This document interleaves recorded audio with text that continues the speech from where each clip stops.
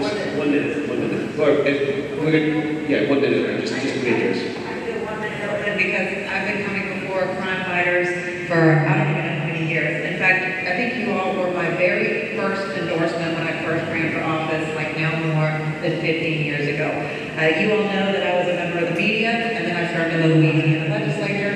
I've been on the city council where I've seen very closely how things are not working. I have pushed legislation, I have pushed ideas during my time on the city council, only to be ignored and pushed aside.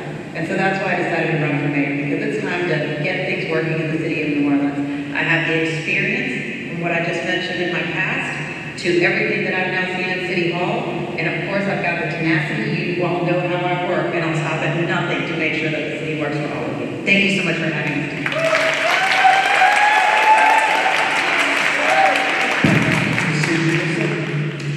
My name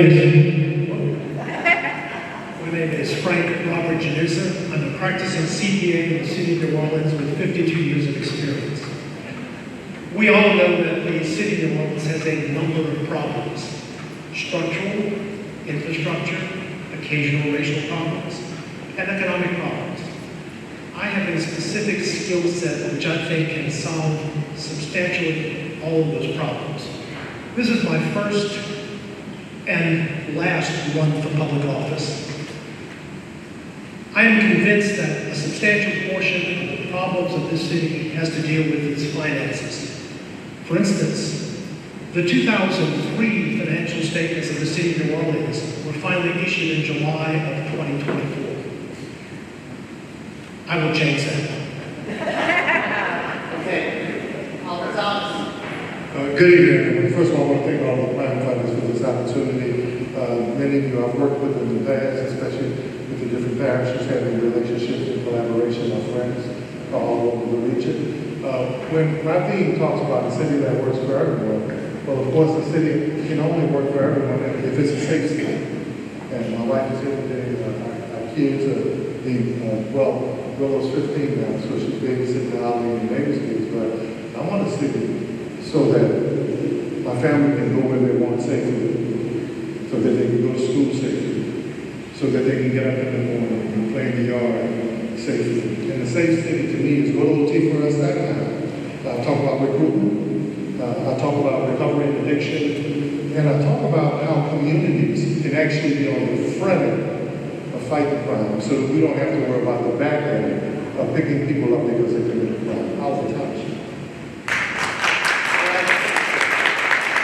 Okay. All right, our first question for the panel is this. To me, this is the most important issue that New Orleans faces. New Orleans is a beautiful city. We love New Orleans. But over the past 5 years, I think it leads the country in out-migration. In the years before Katrina, we had 480,000 people living in New Orleans. Today, we have about 350,000. So what is your action plan to try to rebuild our economy, bring people back to New Orleans, and try to make this city livable again economically and also, of course, with our public safety? Why don't we start with you, Councilman Thomas? Well, the city that works doesn't run people out of the city. It brings an environment where people not only want to stay in the city, but they also move to the city. That's the city that works. It would be nice to, if you apply for a permit, you wouldn't have to wait 7 months or a year to get your permit. So you may want to get your business here and invest. It would be nice that if your street was just paved, the week after it was paved, that someone didn't come and dig a hole in the middle of your nice street that was paved, and they would come back within a few days or a couple of months to fix it, not wait another year for a whole other street project. It would be nice if when you call 911, that wouldn't be a 2-minute call, but that would be 10 seconds, because every second after that is life or death. It would be nice that if we made sure that our citizenry restored respect to our men and women in law enforcement. My cousins and the people that I'm related to who own the police department, they took this job not for the money. They didn't get criminal justice for the money. They got involved in criminal justice because they love this city and they want to protect our people. Let's start with making people feel good about this community. And the 14 years I was out of office, I noticed something when I came back. So I've been elected for 3.5 years. But when I came back, I noticed that in the city, something about the attitude had changed. It seems like we live in a time now where people think they can do what they want, where they want, wherever they want, to whoever they want. That's got to change. All right, thank you, Councilman. We can make this city livable again by changing the way that the city operates with regard to its citizenship.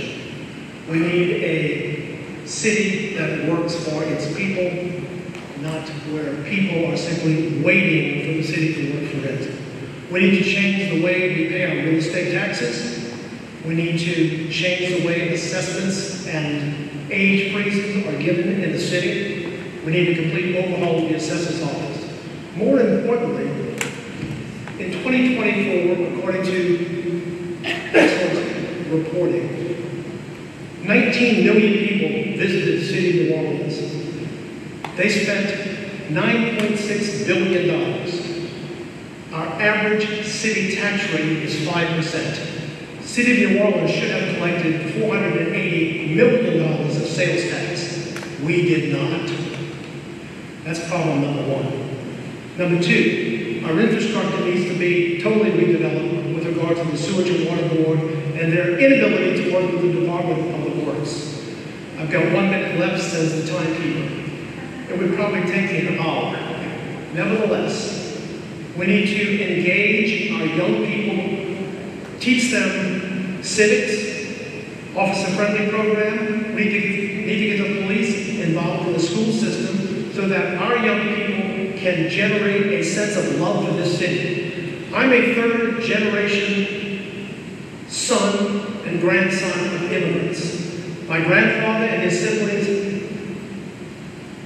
drove the streetcars, dug the ditches, laid the rails, and rebuilt City Park after the WPA. That sort of grit and determination courses through my veins right now. I don't need this job. I want this job. All right, thank you. Councilwoman Moreno. Jeff, on the city council, we actually hear this all the time, that, the city of New Orleans is just too difficult to live in, which is what you were mentioning with your statistic that you talked about how we're leading as far as our migration. We're actually the fifth fastest shrinking city when it comes to population loss right now in the country. And people are leaving due to the fact that our basic services are not working at all. I had a meet and greet recently where I had a mother come to me and say, Elena, the city of New Orleans has a way of ruining my day before my day even starts. And I said, well, what do you mean by that? She's like, well, the kids and I get in the car, we start going down Playboard, and all of a sudden all the lights aren't working. So then we try to take a detour. We take a detour, and all of a sudden, you're in a construction project, in a maze of construction projects, and so now everyone's late for work and school, and it wasn't anything that you did. It's what the city of New Orleans didn't do. And what's so frustrating is we know that when we want to get the job done, we can do it, because we saw it for Super Bowl. During Super Bowl, we had all city departments working together at the directive of the mayor, along with outside entities like GNO and the state, meeting every week, troubleshooting all our issues. Our lights were on, our traffic lights were timed perfectly, we got Poitras done in like 6 weeks. So when I'm mayor, that's not going to happen just when there's a big event coming. That's not going to be the exception. That's going to be the standard, because that's what the people of New Orleans deserve. And when we get our basic services right, we'll make it easier to live in New Orleans, and people will want to stay, and we'll bring people home. And Councilman, stay up there. Question for everyone. This comes from Lila Palmer, who I work with at the New Orleans Opera, the General and Artistic Director, and she, following up with Jeff's question, how do you plan to engage the arts community as part and parcel of measures to target the depopulation and incentivize company engagement and worker development and retention through the arts? That's an excellent question, and it's something that I've actually been working so deeply in right now. How do we make sure that we're really, sorry, I'm in history. How are we making sure that we are engaging and bringing in our creative economy? In fact, one of the things that I've been doing is really working very closely with musicians, including some musicians who have made it big, but they made it big by leaving New Orleans. One of those people happens to be P.J. Morton. P.J. Morton, an amazing musician here in the city of New Orleans, but there got to a point where he's like, wait, New Orleans doesn't have what I need to make it all the way to the top. So he had to go to another city and then come back to New Orleans. And so what I'm working on now is how do we make New Orleans a city that's, I don't want to say it's like Nashville, but at the caliber of Nashville, so that we can grow our talent and keep it here, so that we have musicians coming to New Orleans because they want to be part of the industry. But overall, when it comes to even just cultivating our local artists, we have to also ensure that we're paying them what they're worth. One of the things that I worked on the city council level is making sure that we're paying, once again, our musicians what they're worth. We hear so often that musicians, can barely make a living. So what we did on the city council level is that we started paying our musicians $200 an hour per musician if they were ever hired by the city. So that this would set an example to the rest of the city that this is what you should be paying musicians. Our musicians should not be starving, our artists should not be starving, particularly since culture is what makes the city of New Orleans so special.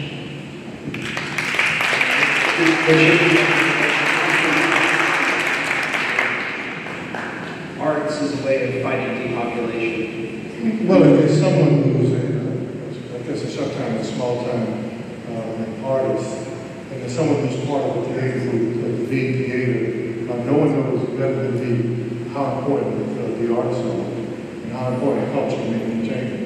I remember after Katrina and Anthony Dean and our theater group, who actually won an award for locally doing all of the arts was plays. We came back because the arts was so important. We came back and we performed to crowds of 3 and 4 people. We came back to a theater that wasn't full, but it was full of the spirit of the culture and the tradition of this community. My cousin, John Muti, my late uncle, Maxine Adams, Lillian Muti, Walter Harris, Reservation. So for me, that runs through my veins. Someone whose family is part of the culture. I think not only elected officials, they came to social and pleasure clubs. My wife was the queen of the last one. So the artisans and the arts, and for me, I don't want people to downplay this. The artists, the actors, and the musicians, they determine where our humanity is. The music they play will determine whether we got along during that era or not. The pictures they paint will be found by people to find out if we want to remain and just. And the things that they write, when I write a poem or I write a message, I'm not only challenging myself, I'm challenging our humanity. Arts and culture are the essence of this community. And without it, we wouldn't be involved. Mr. Frank.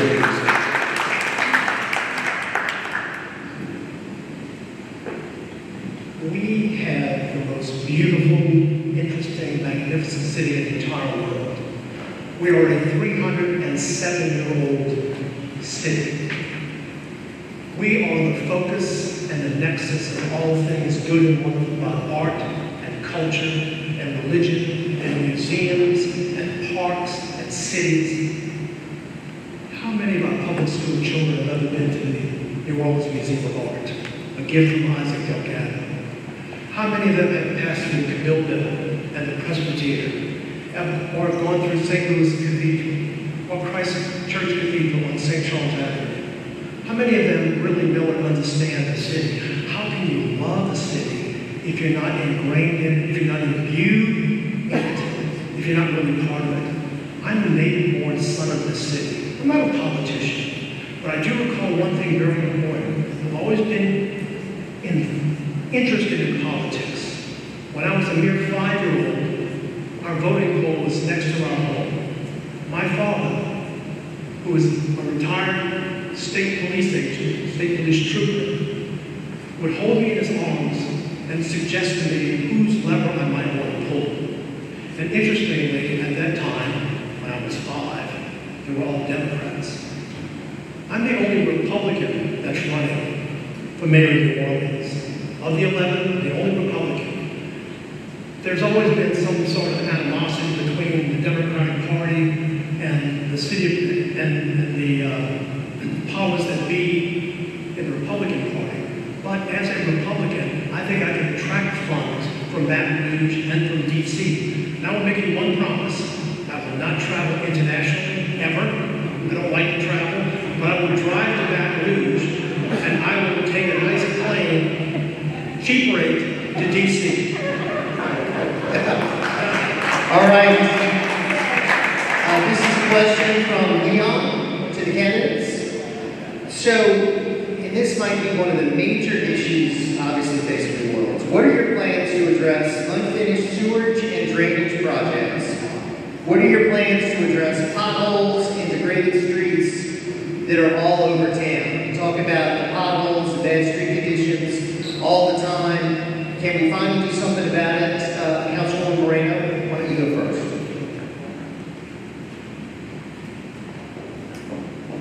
A couple of things I've already started working on. One of the biggest issues that we have, and Jeff, I know you probably covered this, is not paying our vendors on time and not paying our contractors on time. If you don't pay your contractors on time, guess what? They walk out. They walk out, they leave the jobs. And so I brought in Mike Myers, the state legislative auditor, so that we can figure out why our contractors are not getting paid on time.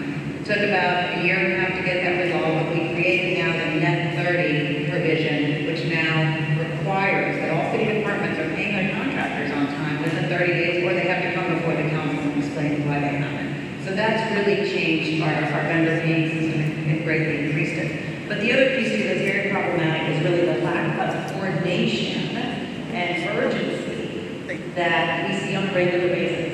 And that's why I always like to talk about what I mentioned to you all before, the Super Bowl products.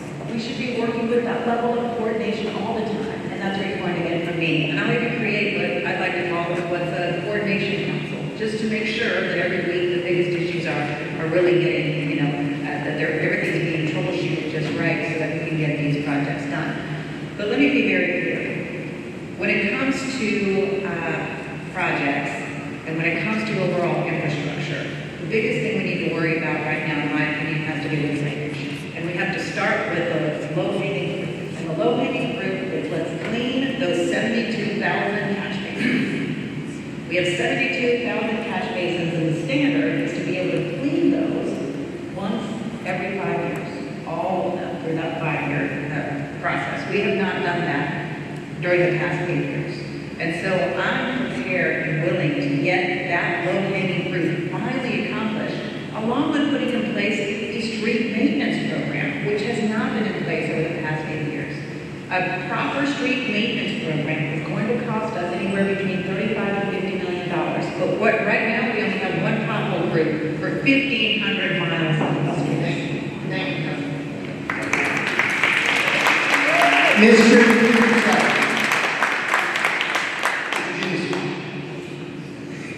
Let's talk about potholes. Katrina came almost 20 years ago, August 29, 2005. At that particular time, my street, which is in West Lakeview between Pontchartrain Boulevard and Fleur Lee, had probably 30 different potholes. I called the city, actually before Katrina. Never got a response, nothing like that. So, what I would do every summer, I would hop in my 2005 Jeep, which I bought, and thank God it took us out of here with Katrina. And I would get 400 to 800 pounds of quickcrete every summer, and I filled those 30 potholes on the street. We had a smooth street for a year. Subsidence, weather, next year, another 400 to 600 to 800 pounds of pothole quickcrete, which I did myself. Why ask the city? They weren't going to help. Well, we had smooth streets.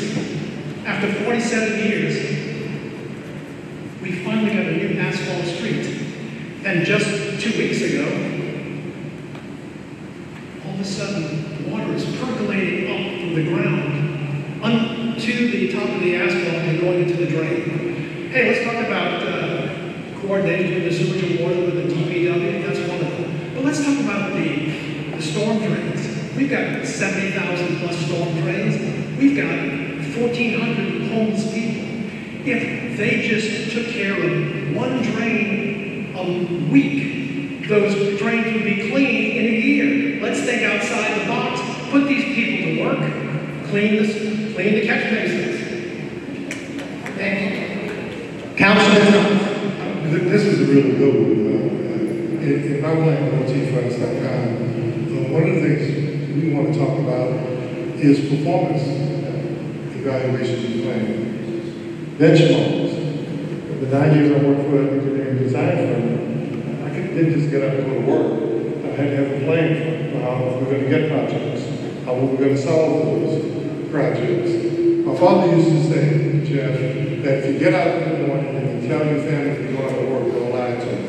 Go work. All of us remember the famous press conference with former Mayor Mitchell Andrew when they were asking him if the pumps work, and he said the pumps work, and people behind him were saying, no, they're not. He said, Mayor, you need to know if the pumps don't work. That's having a relationship. That is collaboration. That's communication. We remember the headline when the Napoleon Avenue project was finished, that major drainage project. And after they finished the project, Chief, what did they find out? There was a drainage project, and we found out that they made over the drain. And how the job is administration, I'm gonna have somebody follow me behind the contract, say, that's a drain. Move over here, no, that's a drain. Move over here. But leadership isn't just sitting in the mayor's office. It's expecting people to go to work. It's having performance plans and deliverables for them. And it's also expecting contractors to do the same. Contractors who are not efficient, not on times, don't complete their task on time, then we need to have a way of grading them so they don't gobble up our projects and mess up our streets and our systems, whether that's a sewage and water board or whether that's a street. The last year, real quick, potholes are important. Why, if the budget is continuing to grow, why can't we buy pothole fillers? If you don't fill in the pothole, it vibrates, breaks down the street breaks down, vibrates your sidewalk, vibrates your block, messes with your foundation on your house. I'm going to open the questions for our executive chairman. Starting with our president and chairman, Bert Baker. Thank you. A very excellent debate. I'd like to ask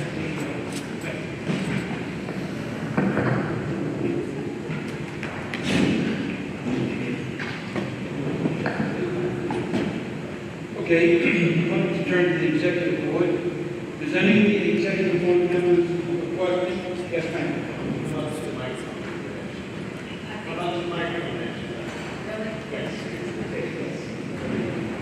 Ms. Joan Brooks, an Orleans Parish resident. We are firefighters here, hardworking people.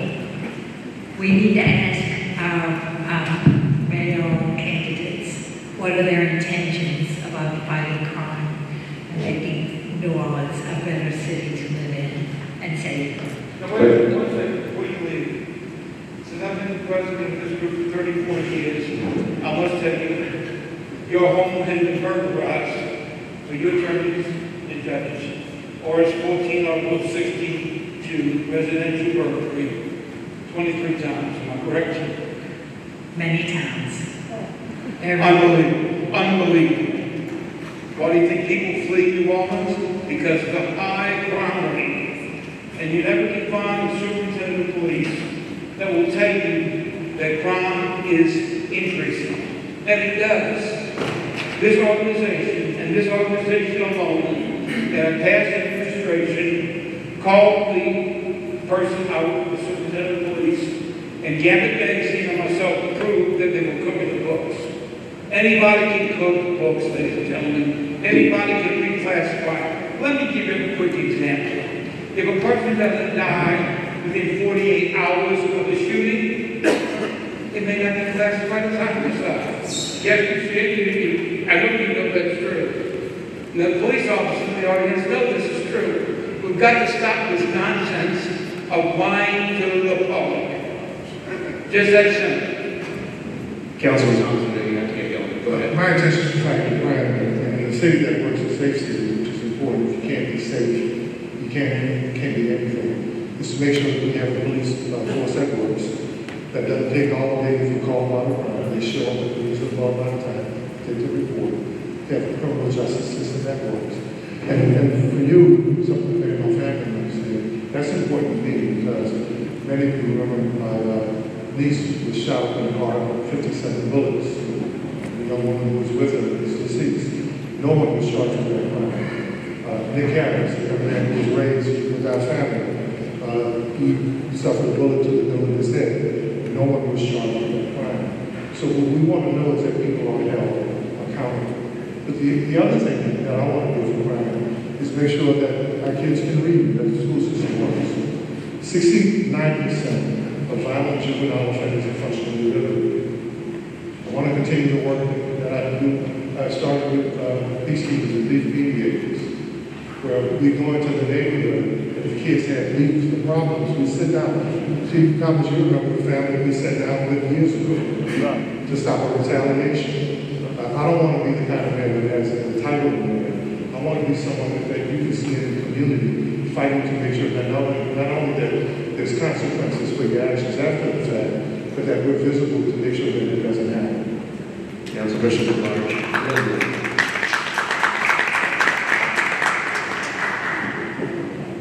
Thank you. Well, it really has to be twofold. One, working on prevention, and then also public safety initiatives. So on the prevention piece, one of the things that's so critical, one of the things that I invested in during my time as a council member is I boosted the summer jobs program from 250 slots to over 2,000. When I become mayor, I'm going to boost that even higher to 5,000 slots. At the same time, the city council started doing heavy investment on different groups that are already doing amazing work, like Some of the Saints and Roots of Music, and making sure that they were getting the level of fund that they needed to work on different types of initiatives to really foster our youth and have opportunities for our youth. And revamping North is also part of this, making sure we create as many opportunities for our youth, particularly after school, as possible. But then comes the public safety piece. Our NOPD has been stuck at roughly 941 police officers, with recruits included, over the past 2 years. We need to do recruiting differently, which means that I truly believe that maybe it's time to do an outside, headhunter type of firm like other cities are now doing to try to recruit more police officers, because it's getting them all the way through the application process. And then when it gets to the training academy, we have to have more officers make it all the way through the training academy as well. And also when it comes to the police chief, that's going to be obviously one of the key positions that I have in my administration, my police chief. And people always ask the question, will you keep Chief Kirkpatrick? And I've always been a very results-oriented person, So if you take a look at what's happened with crime since Michelle Woodfork and then Chief Kirkpatrick took over, we've had major reductions in crime, so much so that in February of 2025 this year, we had the lowest number of murders that we did in the 1960s. So if the chief keeps with these results, why would I turn my back on that? Frank, Chief.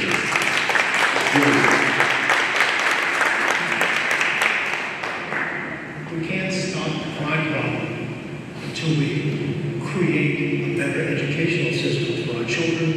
We create better job opportunities for those who are both entering and leaving high school. The last statistics that I saw, and I'm a numbers guy, 76+% of our students graduate from high school. Query, what about the other 24%? Is this going to be a school-to-prison pipeline for those 24%? We need to upgrade the educational system. We need to take the universities, i.e. Tulane University. Does anybody know what Tulane University's endowment is? Any guess? Very good. $2.4 billion. They earned $150 million last year. Let's drop some of that Tulane money into our public school system. Let's drop some of their resources, their student teachers, their administrators. Let's drop that down and make the education system work. Number two, the city has an overbloated budget of $1.8 billion prospectively. How we generated a 2026 budget estimate when the 2024 financial statements had been issued, but that's another story. Point is, we spend less than $2 billion on the Office of Economic Development. That's less than 0.1% of the city budget. You cannot generate economic activity with a $2 billion budget. I attended a business and energy conference all day yesterday and all day today since before 8 this morning, and it's been a rough time. Did you know that Facebook, i.e. Meta, is purchasing land in Richmond, in Richland Parish for $22 billion. Does anybody know what Richland Parish is?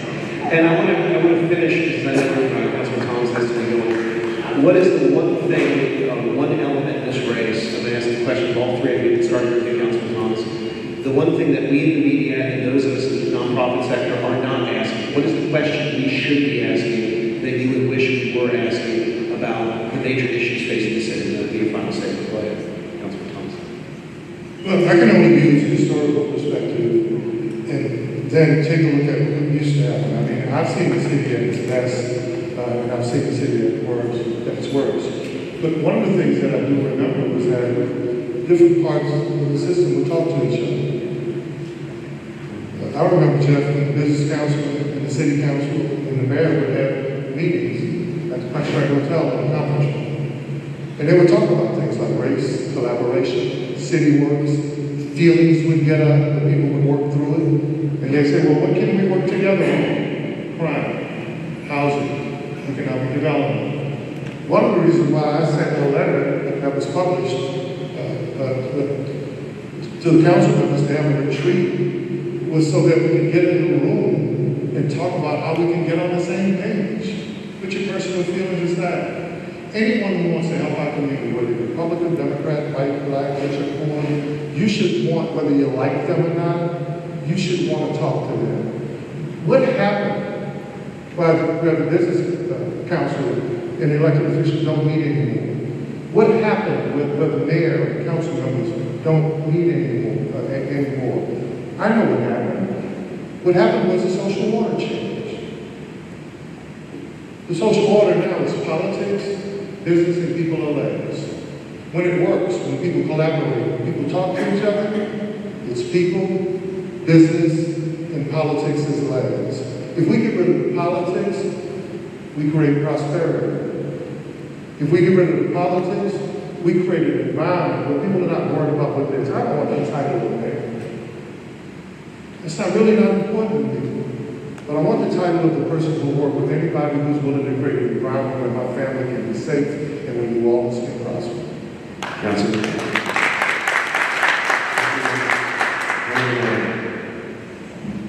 What one question hasn't been answered, which you wish was?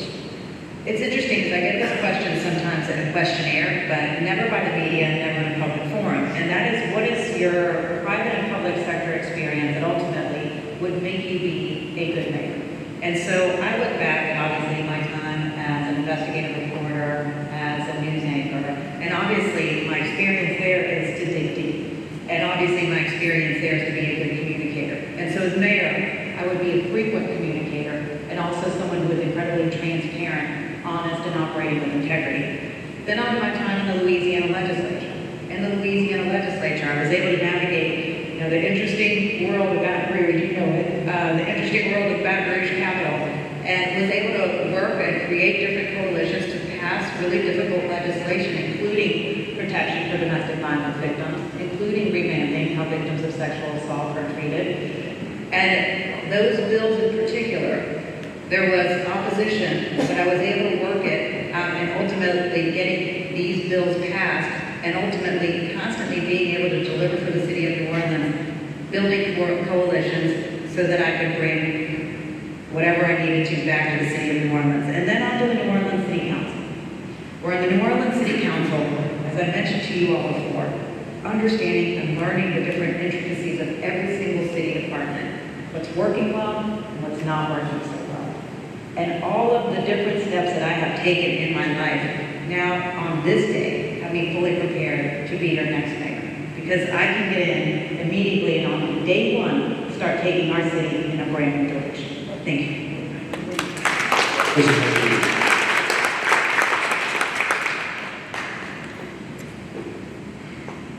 It's tough to answer that question because it's so multifaceted. But I'll tell you one thing.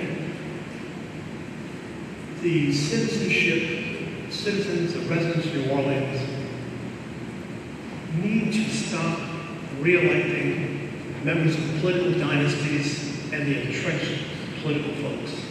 It hasn't worked for the last 60 years.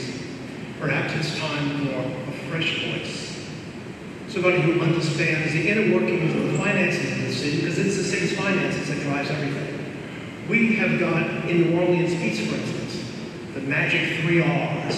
We've got the river, we've got the roads, we've got the rails. New Orleans East looks like a wasteland. There's a port that's coming there. We need to redevelop that whole area, and that takes public-private partnerships. I'm a Republican. Perhaps I can get money from Baton Rouge and DC, but perhaps others can't. They may understand the plight that we have when it's articulated by someone who is a native-born son of this city, whose family has helped build this city. That's what this city needs. It needs new leadership, and that's the question that hasn't been answered. And by the way, 28% of the electorate voted in the last mayoral election, less than 80,000 people. It takes 40,000 people to elect a mayor in a city of 350,000 with 265,000 registered voters.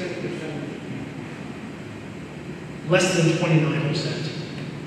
Less than 80,000 out of 265,000 voted. It takes 40,000 to elect a mayor.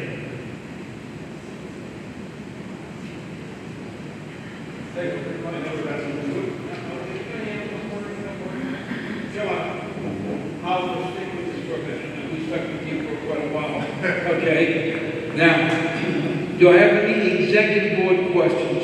Yes, sir. Attorney Marty Mountain. Marty?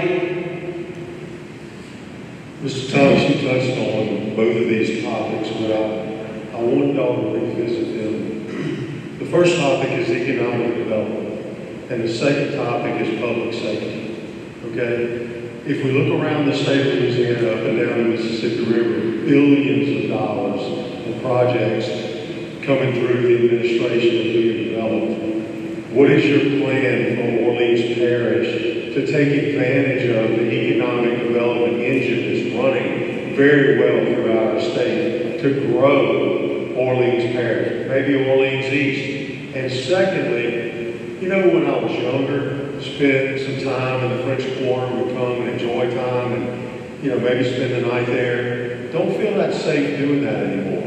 And I know Governor Landry put a brand new unit of state police in Orleans Parish, and that's helped a little bit. But what can you do, real concrete things, what can you do to help make us feel safer when we come to your city?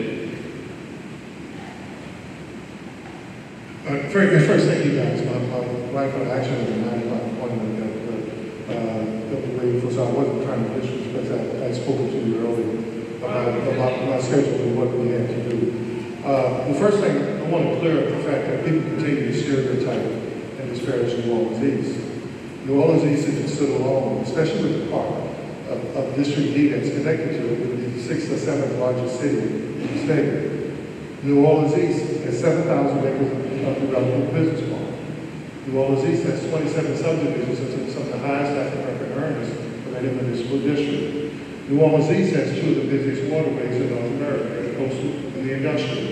They feed the 33 state tributary system. New Orleans East, when you talk about economic development, has the largest wildlife refuge in North America, 340 bird species. Ecotourism is one of the fastest growing industries in the world. So we already have an opportunity to diversify our economy. Those 340 bird species represent one of the largest migratory periods anywhere in North America. If birding can be a multi-million-dollar business in New Jersey, surely with our natural topography, what we have in New Orleans, and then what's another thing we haven't taken advantage of? To live with water in our natural canopy. Most cities, if we fought against our nature, and we fought against water, instead of doing what Amsterdam and parts of Shanghai and parts of Africa did, they learned to live with water, live with their natural topography, and created economic development. And then lastly, folks wonder why it's easy to create an economic development district downtown, a research district around the hospital, a TIF around the river in St. Thomas, when you have a mayor that's willing to sign off and work with the state to do that. Why can't we do that? And under my administration, we will do that in New Orleans East. Thank you.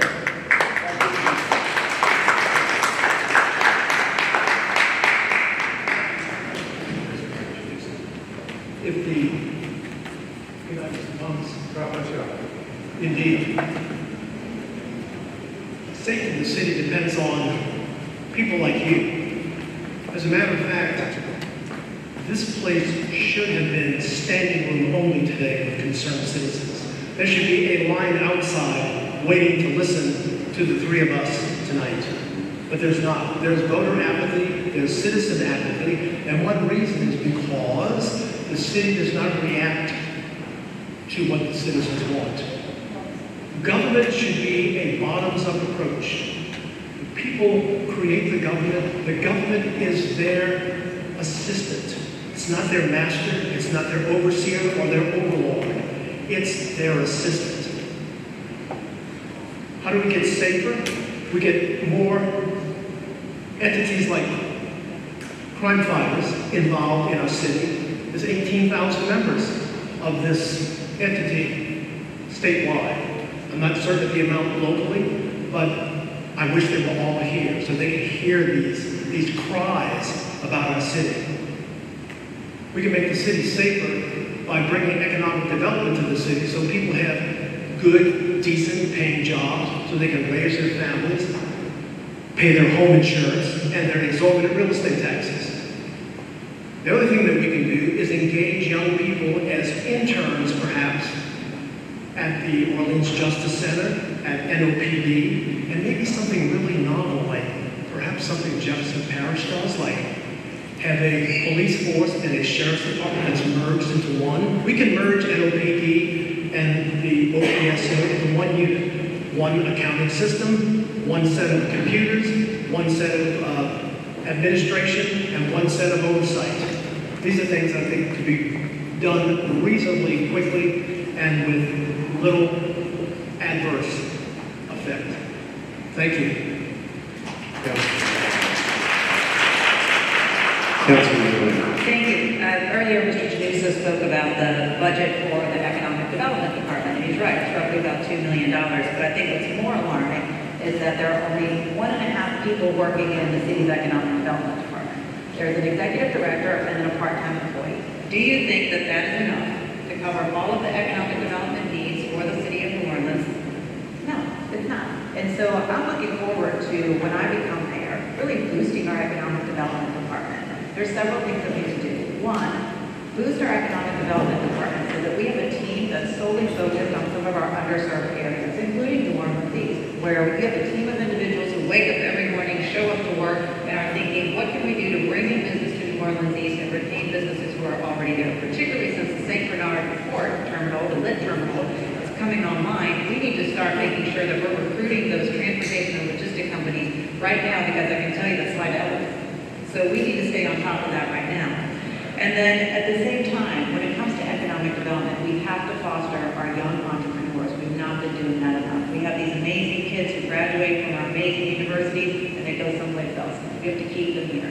And support our small businesses as well. Make sure that they're getting the level of the support because they are the backbone of our city. You mentioned the French Quarter. The French Quarter, in my opinion, needs to have someone who just every day just focuses on what the city's providing for the French Quarter and what policing is providing for the French Quarter, which is why I've suggested that FQMD, the French Quarter Management District, hires a public safety director, that they get a boost in their funding so that they can hire the specific person to ensure that the city's providing the right level of infrastructure support, the bollards and whatever else that can be, and then at the same time that they're also making sure that the state police and NOPD has a number of people who are supposed to be out there all the time.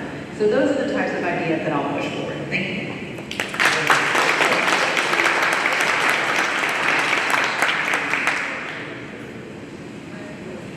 Any other questions on the executive board? Yes, ma'am.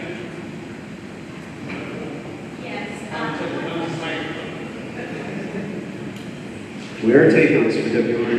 It is, yeah, it is.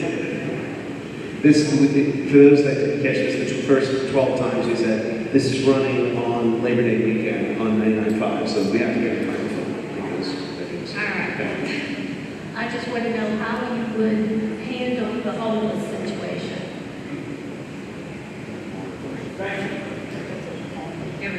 Go ahead, Councilman. Very good. If you would be so kind as to use the microphone, I'd appreciate it. You got it, no problem. A couple things with the homeless situation. One, I think a lot of people are not aware that the city of New Orleans has a homeless provider that is not chosen by the city of New Orleans. It's chosen by the federal government and the state of Louisiana. This provider has received over $210 million over the past several years to deal with homeless issues in the city of New Orleans. The legislative auditor, Mike Wagstaff, just did an audit, and he was having a lot of trouble figuring out where that money went. With $210 million, you would think that we would have done a lot better when it comes to homeless issues. But because that didn't happen, the city of New Orleans then created a Department for Homeless Services, utilizing taxpayer dollars so that we could boost these services. So as mayor, what I would do is ensure that the state and the federal government are picking the right service provider for us, because we can't figure out where all that money is going. And then at the same time, one of the things where we're failing on homeless services is the back-end services. We'll rapidly rehouse someone, but if you put someone who is suffering from severe addiction issues and severe mental health issues, putting them in an apartment without services on the back end is only going to get them back on the street just a few weeks later. And so what I started doing along with Leslie Harris on the city council is we set aside some dollars for the back end services so that we ensure that when we rapidly rehouse someone, that individuals stay housed and that they can get assistance with transportation and employment and sustain living in an apartment and being more sustainable. Thank you.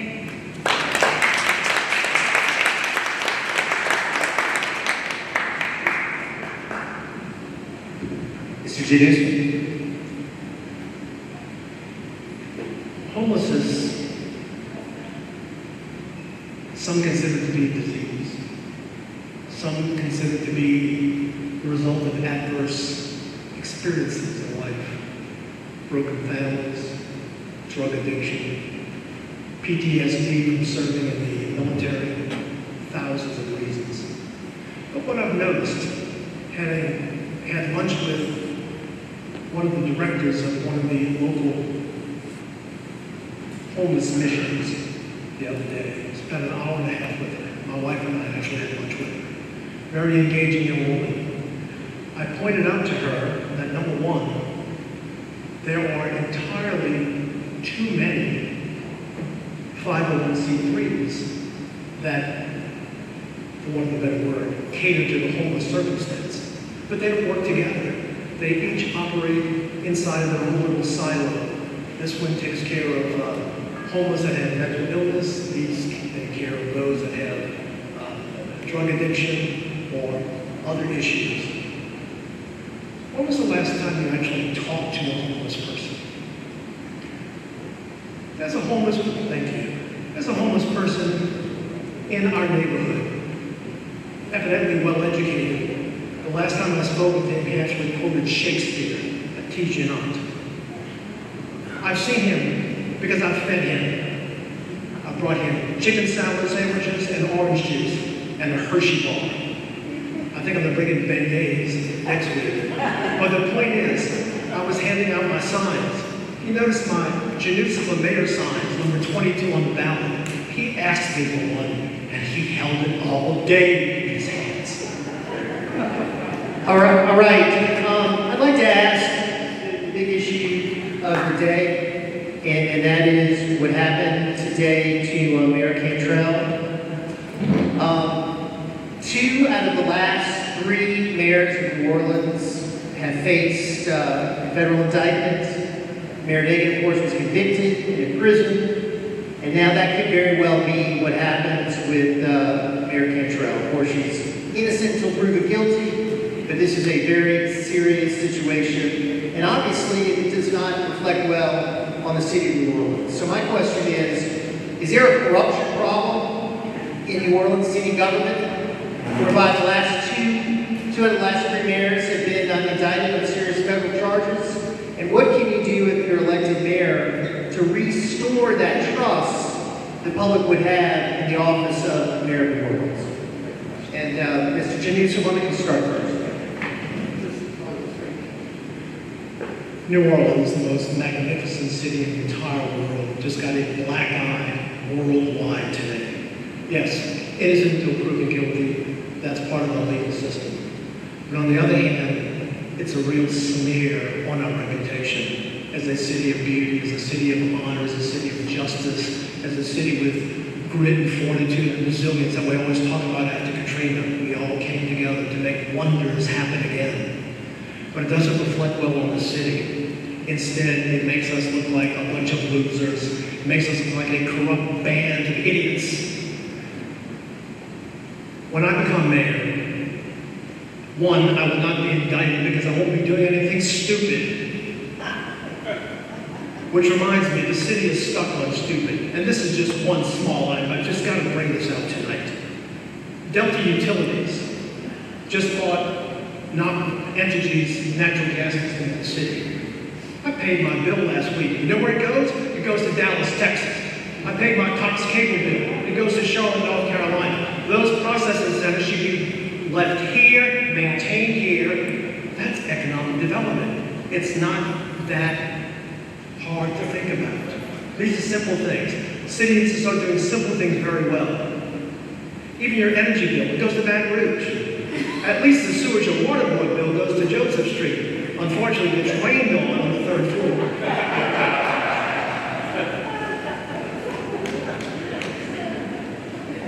Councilwoman Lee. Thank you. I mean, obviously, there's a presumption of innocence, of course, and I'm sure that the mayor will have a vigorous defense. But I have to remain laser focused on prioritizing the needs of the people of this city. We cannot have this be so much of a distraction that we go so off kilter. So myself and members of the city council, we will continue to lead. And we will ensure that the people of our city are heard, and we will do everything possible to keep this on track until I take over as mayor of the city of New Orleans. And when I take over, okay, we can laugh, that's fine. And when I take over as mayor of the city of New Orleans, you all have known me for many years. You know how I operate. You know I operate with honesty and integrity. And I will get into that job. And in my first 100 days, my key goal is making sure that we start stabilizing our basic services, making sure that we start figuring out a real asset management plan to keep the lights on, making sure that we're working with our vendor to make sure that the traffic lights are timed, making sure that we finally put in place a street maintenance program, making sure that we finally start working on cleaning all of our catch basins, making sure that we start fixing the Department of Safety and Permits because it needs a complete revamp. And then we start working on code enforcement and the broken departments that are just gone. And that is what the Helena Moreno administration will be about, on making sure that we get this city on track so that it works for everyone. Thank you. Wait, please, for a second. I would ask this of both you, Councilwoman at Large, and Frank Janus. I appreciate the home rule charter, which I read again yesterday. Am I correct in saying that Mayor Cantrell has been suspended without pay? No. Okay, and my second thing is, doesn't the council have the power of majority vote to place an interim mayor in? Only if the mayor is convicted, which she has not been. Correct? Could you repeat the question again? I said, I thought I observed a newscaster today, the newscaster must be wrong too. They said that they thought that she was suspended without pay, but I'm not certain of that because I've heard it both ways. And how would they go about putting an interim mayor into the office? I mean, we're suffering. We are indeed. I believe you mentioned the home rule charter in the question to Ms. Moreno. About 10 days ago, I woke up at 4:30 in the morning, and I had this great desire to read the home rule charter. Has anyone ever read the home rule charter? It's powerful. It is almost akin to both the Constitution and the Bill of Rights. It is a magnificent document that was really created in the 50s. And the whole idea of the home rule charter is to make certain that the city of New Orleans has a basis of independence so that we're not treated as just, some corollary, some appendage of the state of Louisiana. That's why it exists. I'm not certain inside the home rule charter, which is about 232 pages long in reasonably small print. and it's been amended several times. I'm not sure what it says about the circumstance today.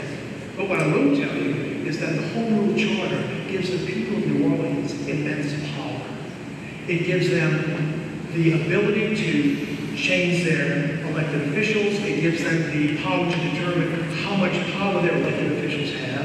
And it recognizes, if you read it very carefully and very closely, it indicates that the government is a servant of the people, not the other way around.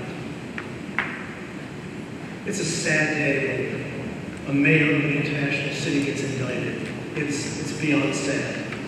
And we've got to take that, look at it, analyze it, and say, we can do better. Innocent until proven guilty, absolutely. But the smear is what's horrible because it's on international news today. Thank you. I want to have everybody make a closing statement. I know other people have other obligations tonight, but I do want to say two things real quick. I want to thank our Dr. Gloria Moffett-Mano, who has served pro bono as our psychotherapist. My guess is a PhD and one of the best in the state. She gives all of her time to victims of violent crime completely free. Thank you, Dr.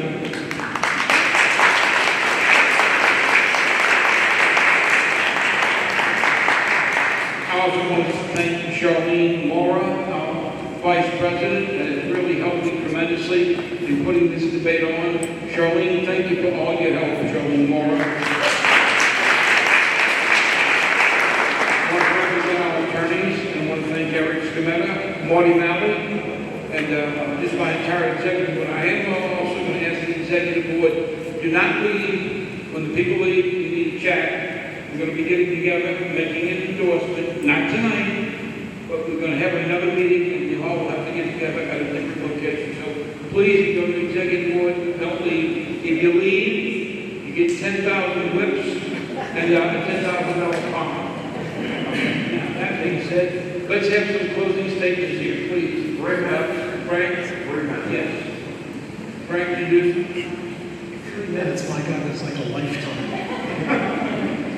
First of all, I want to thank the group that's here for being here. I'm going to say something that's provocative, because sometimes you have to be provocative. I only became aware of this debate last week, and when I looked at the screenshot of the information bulletin, it indicated that there were 4 members who were going to make an appearance.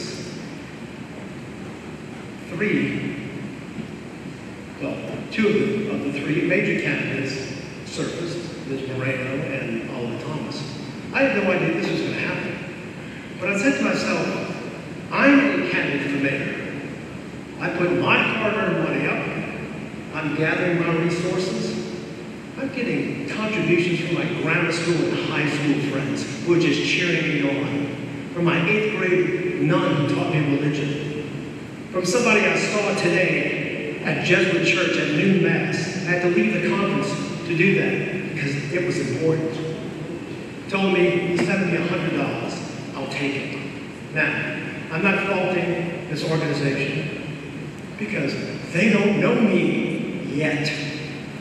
But they will know me, and I will appear at every possible forum or debate that there is. I walked in tonight knowing that I technically wasn't invited, but damn sure I was going to be here, and I am. And that's called leadership, and that's called grit and determination, and that's why I will be your next mayor, and you will be proud of me, you'll be proud of the city, you'll be proud of this organization. Wow. And let me really explain, Greg. So you made that statement. We let you in here to speak, okay? Now, it's your goal that you'd have to join Crimefighters, okay? It's a free organization. No. Okay, so wait. You're wrong. Now listen. Now, no, I'm not going to take that back. Secondly, let me just tell you this. Now, let me know it's free. Now, okay. I'll say this, the only other candidate that's here that never Crimefighters is a council member at large. Now, here's how we derive the poor people. We have a real debate. This isn't a mammy-pammy, oh, I'm a good boy, I'm a good girl, nonsense. We ask tough questions. I better not be put in parish prison to make a boy because I have to say, sure. But anyway, I won't be fit for about 2 weeks. But listen, here's the situation. We use Silas Lee. He's an African-American great pollster. Silas Lee, the local New Orleans guy. I said, give us the 4 top candidates in the poll. Silas Lee gave us Royce Duplessis, Alina Moreno, Oliver Thomas, and Judge Hunter. Unfortunately, Judge Hunter dropped out for whatever reason, and so it left 3 people. Royce Duplessis skipped our debate, and Alina Moreno had the courage to come, and so did you. So we let you speak. So we weren't discriminated against anybody, but I can't have 14 people at a debate. We'll be here for 32 times. May I make one comment?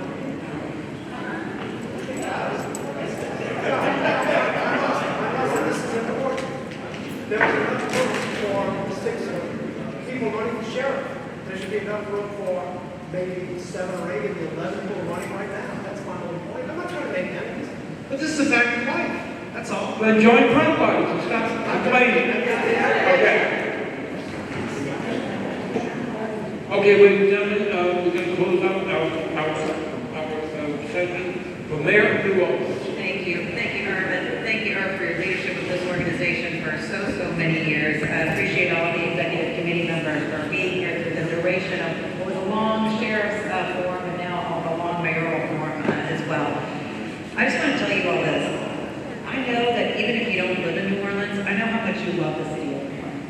And I know that you want the city of New Orleans to be much better than what it is. So I'm so excited to tell you that it will be. It will be.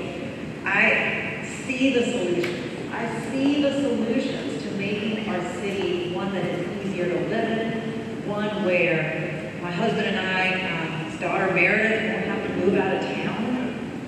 She'll be able to stay here.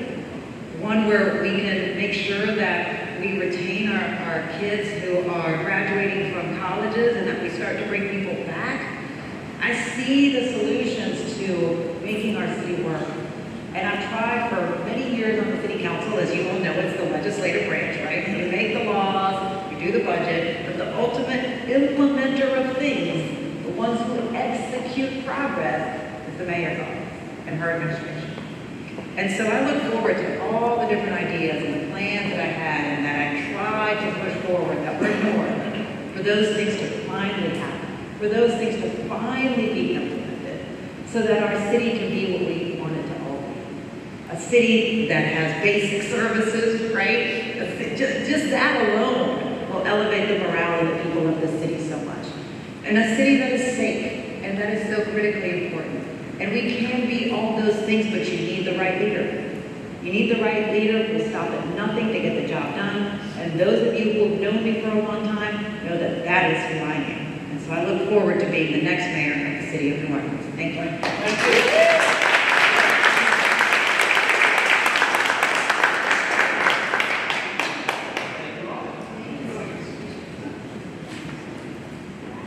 Okay, the executive board, I would like to say that we have a deputation. Bishop.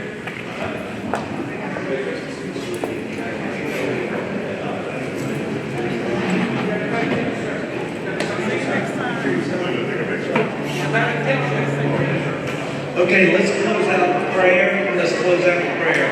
So, God, we're just so grateful, so thankful tonight for this debate, and we're asking you, Lord, once again to intervene in our elections.